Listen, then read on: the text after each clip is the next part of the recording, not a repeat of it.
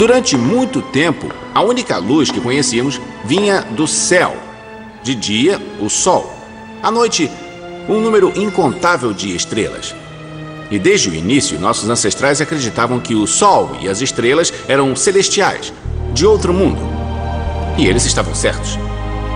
Temos observado as estrelas por milhares de anos, mas até pouco tempo não conseguíamos entender muito bem nossa conexão com o cosmos. Mas agora, nossa visão astronômica está mais aguçada. Podemos ver mais longe e com mais nitidez. Podemos observar objetos que são invisíveis aos olhos humanos.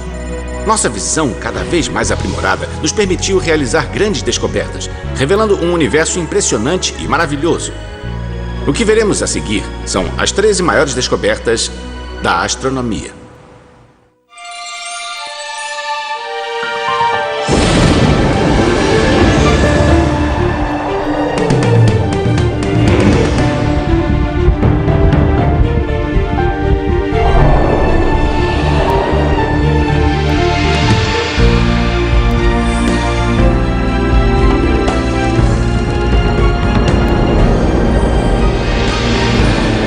As 100 maiores descobertas da história.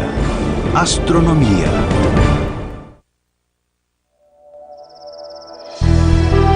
Os planetas se movem.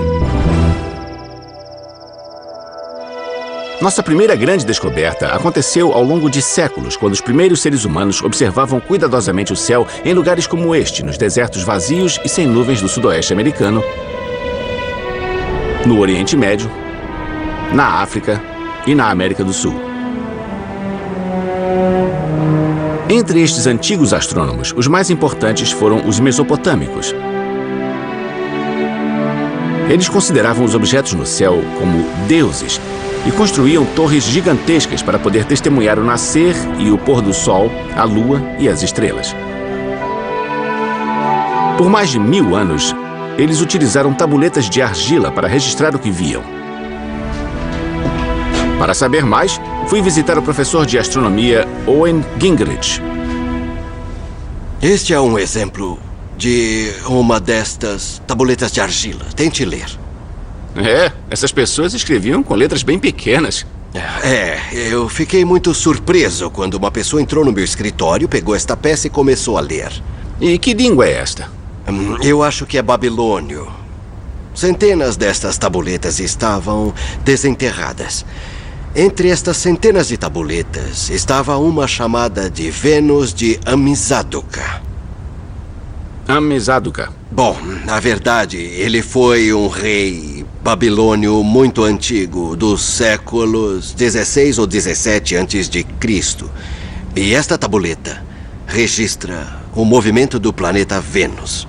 É o mais antigo registro que temos do movimento de um planeta. E o que os babilônios faziam com essa informação? Alguém sabe?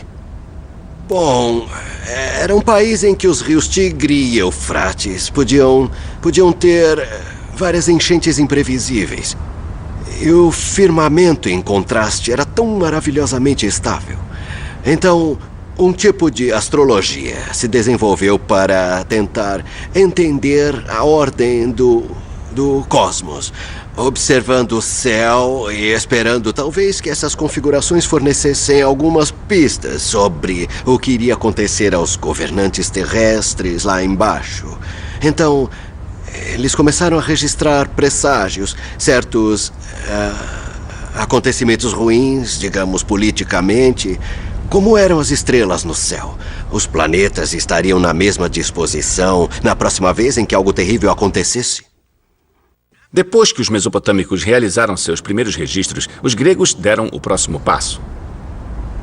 Alguns astrônomos gregos fizeram uma viagem à Mesopotâmia para descobrir o que estava acontecendo por lá. E parece que eles trouxeram alguns registros sistematizados. Isso acabaria fornecendo a base para elaborar uma teoria matemática sobre o movimento dos planetas. A partir de suas observações, os gregos desenvolveram uma visão do sistema solar que permaneceria pelos próximos 2000 anos. Os planetas se moviam. Sim, mas ao redor da Terra.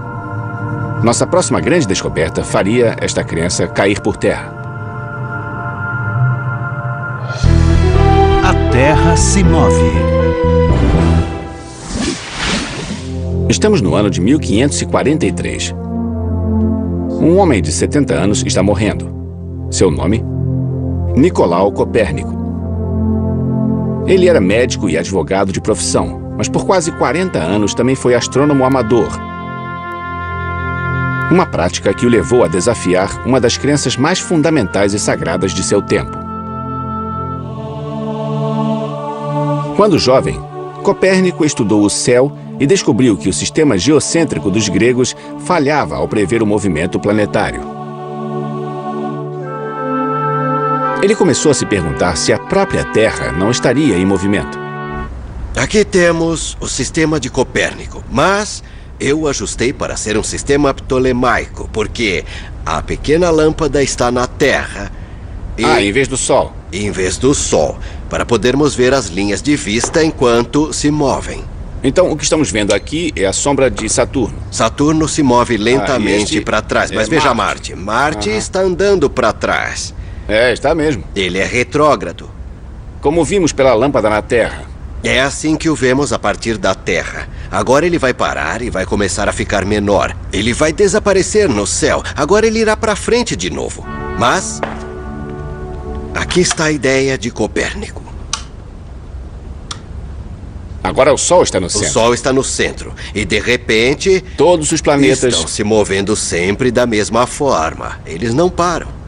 Copérnico percebeu que os movimentos dos planetas eram melhor explicados se o Sol fosse o centro do sistema solar, com a Terra girando em torno dele como um planeta qualquer. Foi uma percepção revolucionária. Apesar de não haver nenhuma prova de que a Terra se movia, ele escreveu este livro, a base de sua nova teoria. Esta ideia, este livro, mudou o mundo. Sim, porque fez da Terra um planeta e fixou o Sol no centro. Agora, sem essa percepção, não teríamos avançado na física, a física do cosmos. Por acaso, as últimas páginas escritas, estas aqui, no começo do livro, lhe ocorreram no mesmo dia em que ele morreu. Eu acho que ele estava parcialmente paralisado por um derrame. E provavelmente ele aguentou até ter certeza de que ficassem prontas. As órbitas planetárias são elípticas.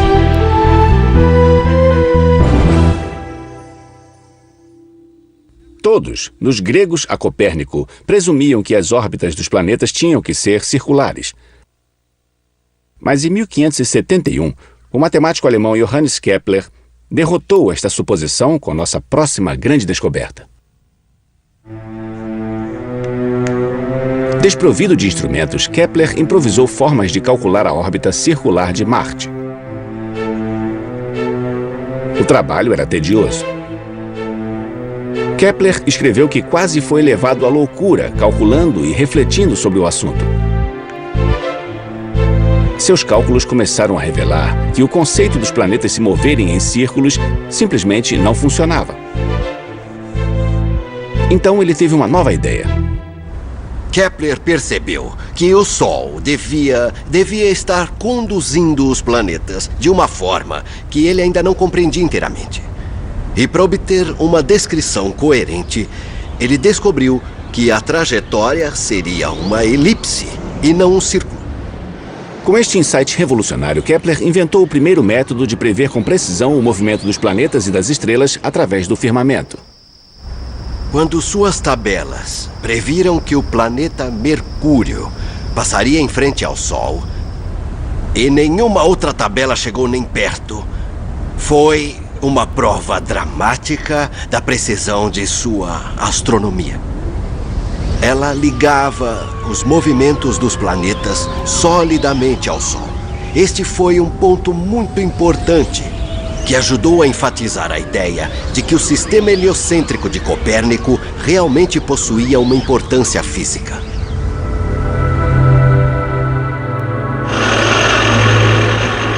Apesar do sucesso da teoria de Kepler, muitos não acreditavam que o Sol poderia ser o centro do sistema solar. Mas o golpe de misericórdia na antiga crença viria de um homem que, assim como Kepler, preferia usar provas obtidas pela observação para sustentar suas teorias. E este homem era Galileu Galilei.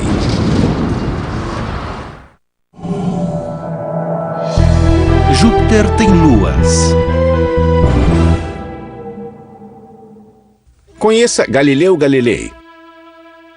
Um homem determinado a buscar a verdade sem se importar com os obstáculos. E no caso da nossa próxima grande descoberta, sua determinação o levou a revolucionar nosso conhecimento sobre o Sistema Solar.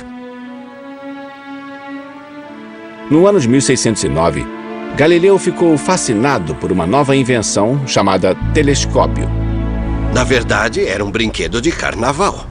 Quando Galileu ouviu falar dele, ele começou a construir um. Ele aperfeiçoou o brinquedo, transformou-o em um instrumento científico. Galileu apontou seu telescópio para o céu e foi o primeiro a ver as montanhas da Lua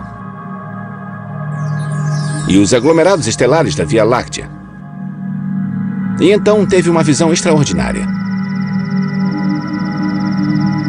Um grupo de estrelas brilhantes e pequenas dispostas ao redor do planeta Júpiter. Temos o manuscrito de sua primeira semana de observações. E é maravilhoso, porque vemos que ele gradualmente chegou à conclusão de que essas pequenas estrelas se moviam ao redor de Júpiter. Este foi o momento da descoberta. Galileu percebeu que aquelas estrelas, na verdade, eram 4 luas orbitando Júpiter. Ele então percebeu que estes pontos em movimento estavam orbitando um planeta. Eu costumo dizer que ele inventou os satélites. Você pode dizer, esperei, eles estavam lá? Como ele poderia ter feito isso? Ele inventou a ideia de que eles se moviam ao redor do planeta. Aqui está a prova de que Copérnico estava certo sobre a estrutura do Sistema Solar. Se luas poderiam orbitar Júpiter, então a Terra poderia orbitar o Sol. E a descoberta de Galileu demonstrou que o conhecimento em astronomia só poderia avançar por meio da observação. Uma teoria só poderia ser viável se fosse sustentada por fatos, como nossa próxima grande descoberta.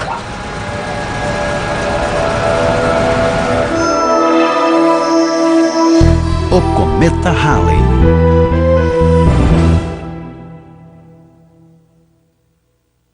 Durante séculos, os cometas foram considerados arautos do mal. No fim da Idade Média, a passagem de um cometa inspirava medo e terror. Mas o cientista renascentista Edmund Halley, como Galileu, estava interessado em fatos, não em superstição.